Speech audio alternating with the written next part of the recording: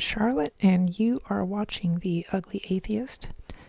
I was going to post a video last weekend, but I failed to do so because I had been spending the prior week, the entire week, out in the wilderness, and by the time I got home, I was drained, exhausted, filthy, dirty, and I just needed time to unwind, unpack, shower, all that good stuff. So I apologize for not posting. We were going to go over the final installment of the 10 Commandments series, commandment number 10. And this is the first time, if you're watching this on YouTube, the other 9 commandments that I went over are on the Rumble platform, as are all my other videos.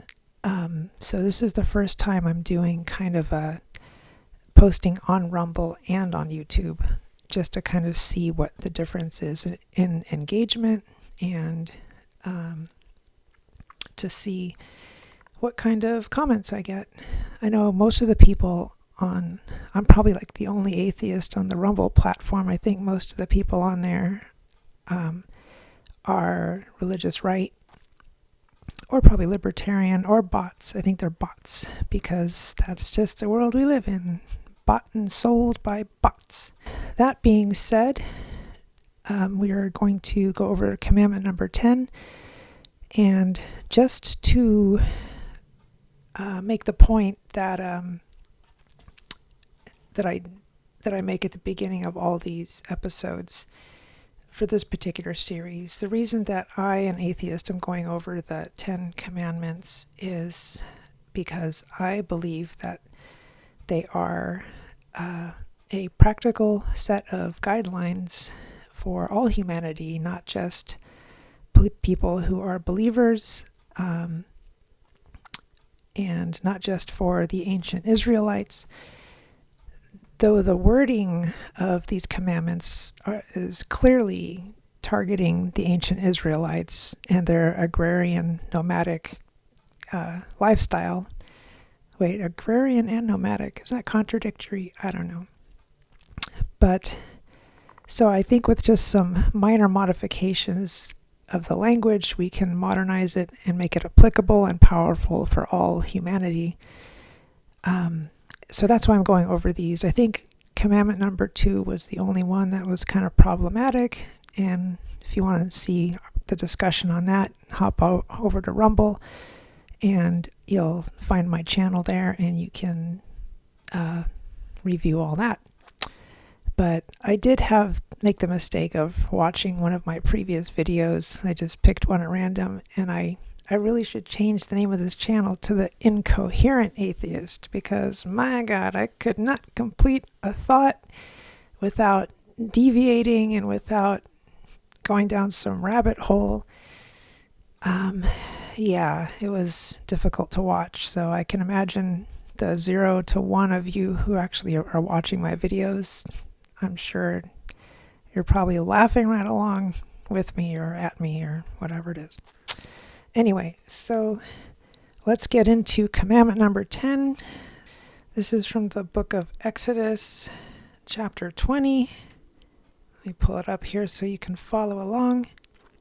It says, "You shall not covet your neighbor's house. You shall not covet your neighbor's wife, nor his male servant, nor his female servant, nor his ox, nor his donkey, nor anything that is your neighbor's." Well, I guess to start off, we can see that this is written by somebody who is living in an agrarian society where they have livestock and do farming.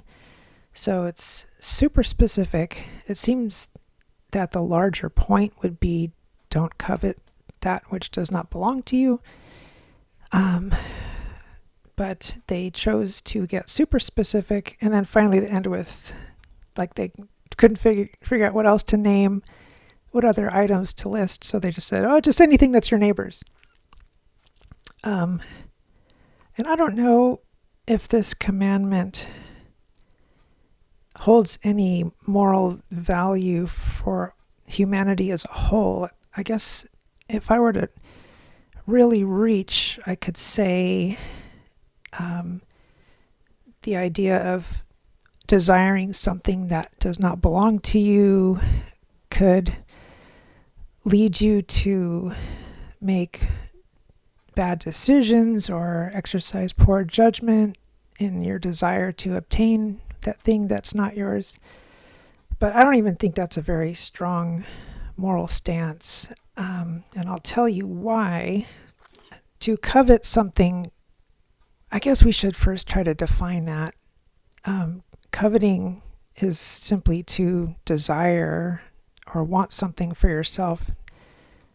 And this is saying don't covet something that does not belong to you. But I think that is sort of what any successful civilization in history has sort of built their success upon, is desiring something that they didn't already have that belonged to somebody else, and they were willing to be ruthless in obtaining that thing. If you look at the history of the United States, for example, we owe a lot of our success to coveting.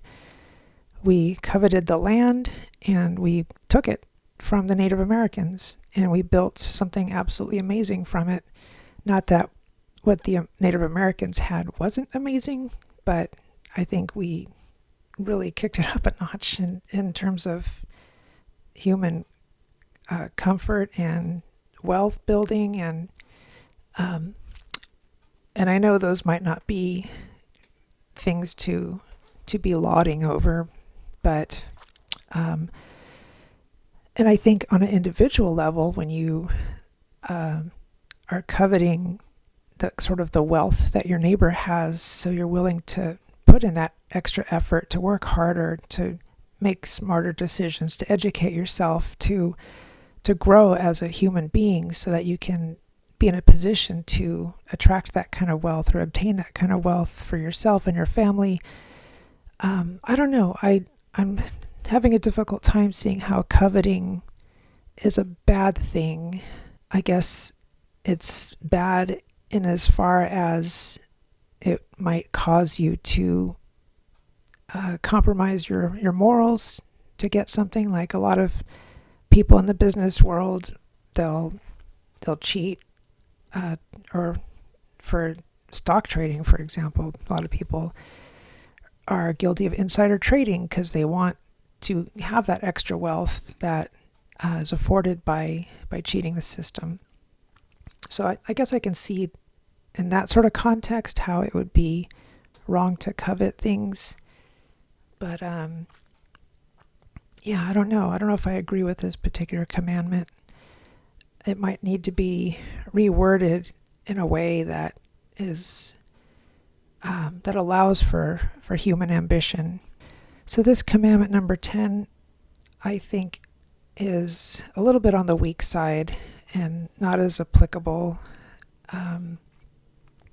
to humanity in general. So out of the 10 commandments, number 2 and number 10 are the only ones that I kind of had an issue with. The other ones, while they had their own issues as well, they were sort of more or less easily reconcilable issues. And I think 8 out of 10 is pretty good if you're getting the 10 commandments as a whole, and eight of them are actually powerful and usable and wise, and the other 2 are like, what? Like strangely specific to a culture and a time, or just, I think commandment number 2 was just completely based in mythology and really had like zero value for humanity as a whole. And I can understand why, well, maybe I can't. I don't know. A lot of people want to post these 10 commandments in public places like schools and courthouses, and because of the the wording of these commandments are so specific to a people and a time and a place that I don't see, unless you're able to reword the commandments and divorce them from the mythology, I don't see how that would be applicable on a courthouse. But a modified version, yeah, I could probably get behind that. I mean, if it's, again, divorced of its religion because of separation of church and state. And I can hear some of you believers now saying, well, without the mythology, without the belief in God, these commandments are powerless, they're meaningless. And to that, I would disagree. I think that these 10 commandments are powerful even without the accompanying mythology.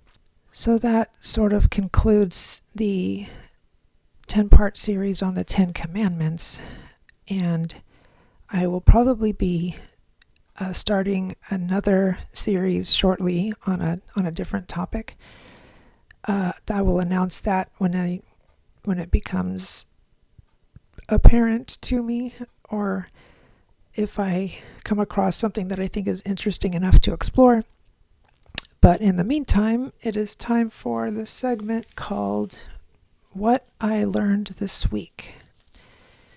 And for those of you who don't know, this is the part of the program, or program, as some people say it, part of the program where I bring up a random topic that doesn't have anything to do with the main part of the show, that is just something interesting that I learned or was reminded of during the course of the week.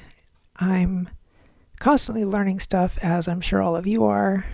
A lot of it is just kind of like, oh, that's neat. But sometimes you come across something like, wow, I had no idea about that. And it piques a little bit more interest. And so this particular, what I learned this week, is about the difference between a panic attack and an anxiety attack. I used to think they were the same thing. And so I was apparently wrong about that, because they are two distinct things. From a clinical psychological point of view, anxiety attacks don't even exist. It's not even a thing. It's not found in the DSM, and it is more or less an extension of a panic attack, which I've had before, a few panic attacks. And the first one you have is always the scariest, because you literally have no idea what's going on. You just have these, you feel like you need to just get out of that area, and your heart's beating. Things are kind of, in my case, like some of the visuals I was seeing were becoming distorted.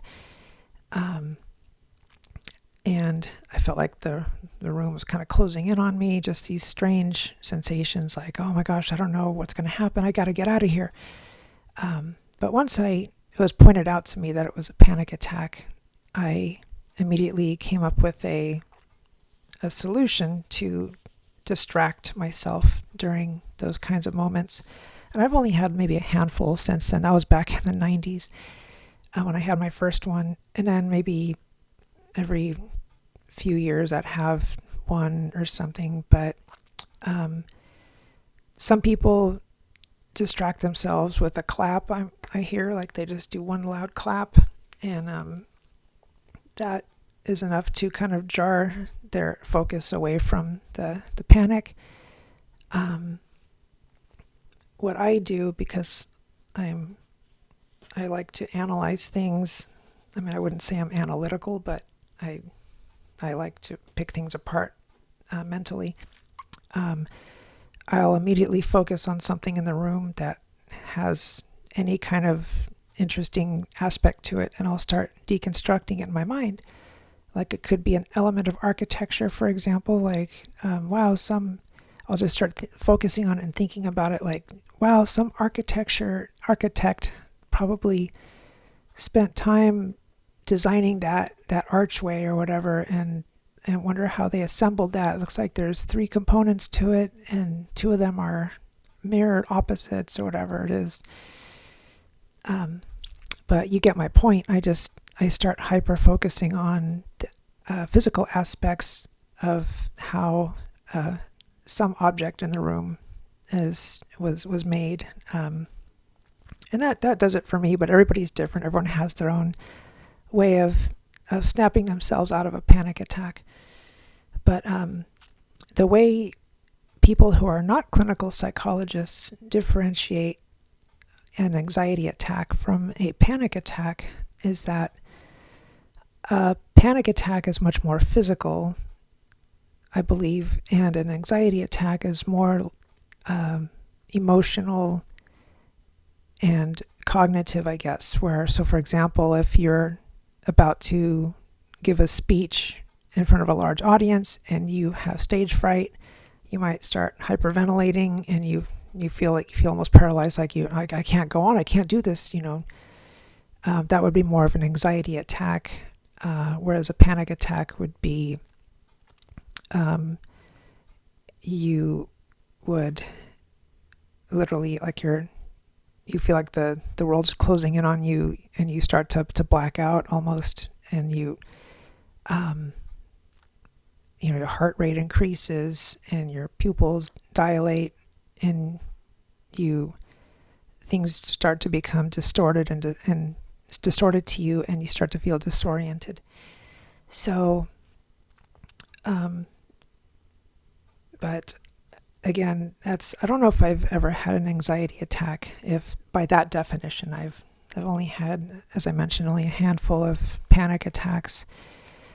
But I just thought that was interesting, that there is a distinction, colloquially anyway, professionally and clinically, I should say. There's one of them doesn't even exist, which is unusual, because it seems like it's a real condition, but it seems like it's separate and distinct from panic attacks, but that's just what clinical psychologists say, that it's not a thing. So we'll just go with that, I guess, until they say otherwise. Anyway, I am Charlotte, and you have been watching The Ugly Atheist. If you want to watch my other episodes, hop onto Rumble and find my channel, follow me there. I don't know how often I'm going to post to YouTube, maybe once in a while, but this is one episode where I will do that. So thank you for watching. If you like this kind of content, please like and subscribe, and I will see you next time.